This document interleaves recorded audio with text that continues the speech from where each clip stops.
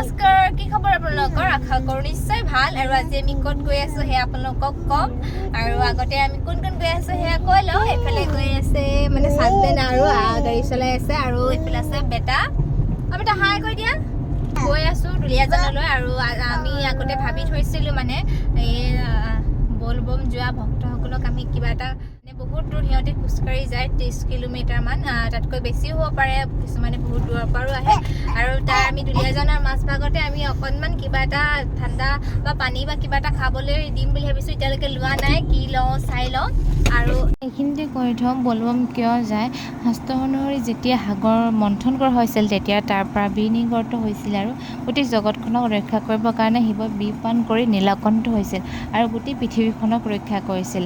আৰু তেতিয়াই দেৱ দেৱীসকলে তেওঁ হৃদয়ত আৰু দেশত গাখীৰ আৰু পানী ঢালিছিল, কাৰণ তেওঁ যাতে বিমুক্ত হয়। আৰু সেই সময়ত আছিল শাওণ মাহ। সেই শাওণ মাহ সাগৰ মন্থন কৰা হৈছিল, তেতিয়াৰ পৰা শিৱক জলাভিষেক কৰা হয়। আৰু কোনো পবিত্ৰ নদীৰ পৰা খোজকাঢ়ি পানী আনি শিৱৰ লিংগত দিয়ে। শিৱৰ লিংগত জলাভিষেক কৰিলে মানুহৰ মনৰ আশা পূৰ্ণ হয়, এয়া এটা বিশ্বাস আছে। আৰু সকলোৱে জানে যে ভগৱান শিৱ এজন সহজ সৰল। আপুনি যি ধৰণে শিৱক আৰাধনা কৰিব তেওঁ সেই ধৰণে আপোনাৰ প্ৰাৰ্থনা স্বীকাৰ কৰি লয়। আৰু এইখিনি মই কথা বহুত লোকক সুধি মেলি আপোনালোককো জনাইছোঁ। মোৰ যদি কিবা ভুল হৈছে তেনেহ'লে আপোনালোকক শুধৰাই দিব আৰু আগলৈ ভিডিঅ'টো চাই থাকিব।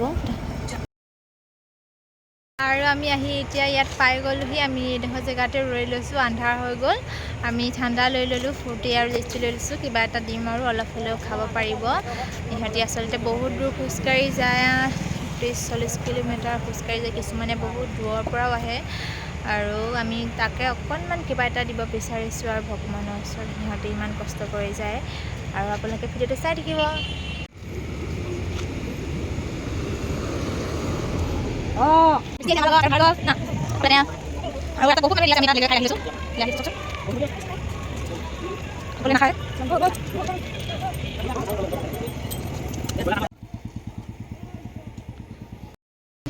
বেটাক লৈ আছোঁ, সেইটো কাৰণে মই দিব পৰা নাই। আৰু ৰাস্তাত বহুত মানুহ, মানে গোটেই ৰাস্তাতে পানী বটল ফ্ৰুটি সকলোকে দি আহি আছে। আৰু কিমান খাব সেইটো কাৰণে কিছুমানে লোৱাও নাই। আৰু তথাপিতো আমি যিমানখিনি আনিছোঁ দিম আৰু। এতিয়া তুমি কি খাইছা? ফ্ৰুটি খাইছা? ফ্ৰুটি খাইছা? তুমি ফ্ৰুটি দিবা দেই, তুমি দিবা দেই ফ্ৰুটি।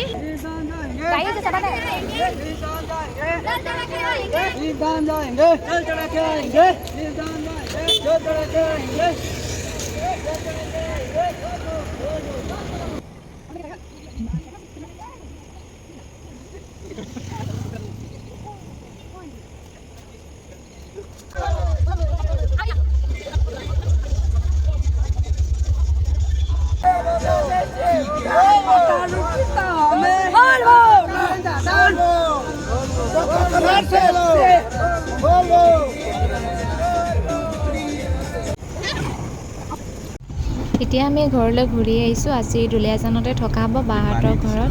আৰু বাহঁতৰ ঘৰৰ পৰা নেক্সট ডে আমি ঘৰলৈ উভতি আহোঁতে কাক লগ পাই বিচাৰিছোঁ।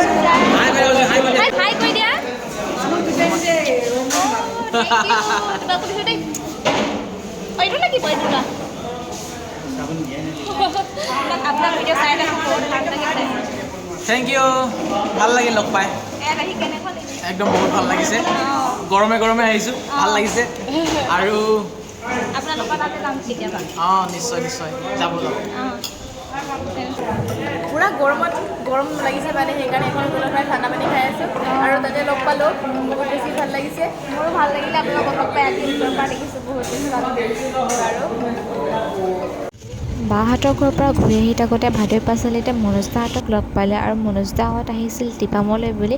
আৰু মনোজ দাহঁতক লগ পাই সঁচাকৈ বহুত বেছি ভাল লাগিল। আৰু আজিৰ ভিডিঅ'টো ইমানতে সামৰোঁ। ভিডিঅ'টো চাই আপোনালোকৰ কেনেকুৱা লাগিলে নিশ্চয় কমেণ্ট কৰি জনাব।